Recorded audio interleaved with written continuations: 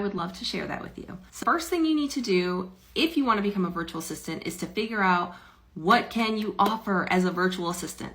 So if you have no idea, head to the link in my bio. I have a free services guide that gives you 60 different ideas of what you could offer as a virtual assistant. Once you know what you're going to offer, now you need to set your rate.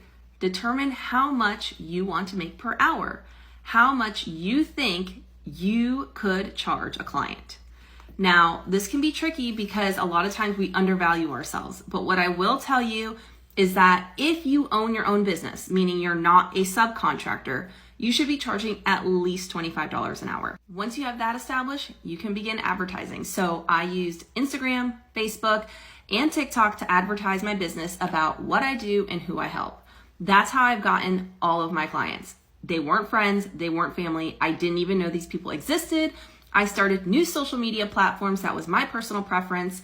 And so if you feel like you don't have a big network or you don't know anybody, it literally doesn't matter. Once you get a client, then you're going to want to onboard them. So you're going to have a way for them to pay you. They can use PayPal, they can use Stripe. You can use Venmo. It's not my personal preference, but if you're just starting out, that's totally fine too. As you get started on your VA journey, you can totally try to YouTube, Google all of the answers, download all the free resources, but ultimately, I'm not gonna lie, it will probably be a lot harder. Is it impossible? No, I'm sure there are people out there that are successful VAs that never took a course, that never had a coach, that never invested into formal training. I'm sure it's possible, but it's highly unlikely.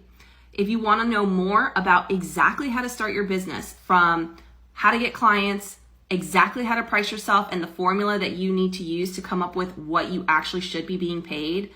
If you want to know the softwares you should be using, how to set up your business officially, LLCs, contracts, all the things, I would suggest checking out my VA in a Day mini course.